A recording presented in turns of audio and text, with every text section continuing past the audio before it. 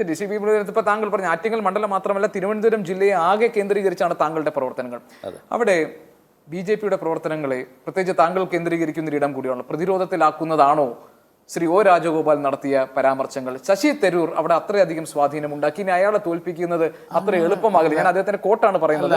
അത് രാജഗോപാൽജി ശശി തരൂർ വേദിയിലിരുന്ന ഒരു പരിപാടിയിൽ ഏത് സന്ദർഭത്തിലാണ് അത് പറഞ്ഞതെന്ന് എനിക്കറിയില്ല. ഒരുപക്ഷെ നമ്മൾ പറയല്ലോ കൂടെ ഇരിക്കുന്ന ആൾ വളരെ നല്ല മഹാനാണെന്ന്, ആ അർത്ഥത്തിൽ പറഞ്ഞു എന്നുള്ളതിനപ്പുറത്ത് അതിനെന്തെങ്കിലും ഒരു രാഷ്ട്രീയ ധ്വനി ഉണ്ട് എന്ന് എനിക്ക് തോന്നിയിട്ടില്ല. പക്ഷെ ഇങ്ങനെ പോയാൽ അവിടെ ആർക്കും ജയിക്കാൻ കഴിയില്ല എന്നാണ് അദ്ദേഹം പറഞ്ഞത്. അങ്ങനെയൊന്നുമില്ല.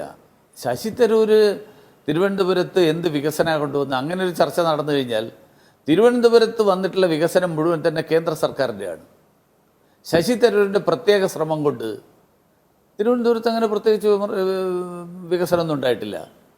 കോൺഗ്രസ്സുകാർ പിന്തുണച്ചില്ലെങ്കിലും CPM പിന്തുണക്കുന്നതുകൊണ്ട് ശശി തരൂർ ജയിക്കാറുണ്ട്. രാജഗോപാൽജി സ്വയം അതിൻ്റെ ഇരയാണ്. എന്നാൽ രാജഗോപാൽജി ബാക്കി എല്ലാ മണ്ഡലങ്ങളിലും ലീഡ് ചെയ്തു. അവസാനം ശശി തരൂർ രാജഗോപാൽജിയെ തോൽപ്പിച്ചത് CPM അവസാനം പിന്തുണ കൊടുത്തതുകൊണ്ടാണ്.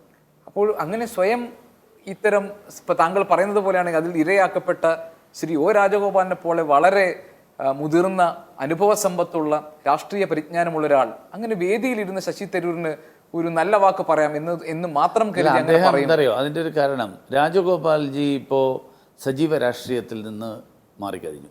ഒരു സ്റ്റേറ്റ്സ്മാൻ എന്നുള്ള നിലയിൽ 90 വയസ്സിലധികമായി. അദ്ദേഹം അങ്ങനെ ഒരു മത്സരാധിഷ്ഠിത രാഷ്ട്രീയത്തിലില്ല. പിന്നീട് അദ്ദേഹം തന്നെ ഫേസ്ബുക്കിൽ എഴുതിയല്ലോ ഞാൻ ഇങ്ങനെ ഉദ്ദേശിച്ചില്ല എന്നുള്ളത്. അപ്പോൾ അദ്ദേഹം ഒരു ഭംഗിവാക്ക് പറഞ്ഞു, അത് ഭംഗിവാക്ക് മാത്രമായിട്ടേ കാണേണ്ടതുള്ളൂ എന്ന് അദ്ദേഹം തന്നെ വ്യക്തമായിട്ട് പിന്നീട് പറഞ്ഞു.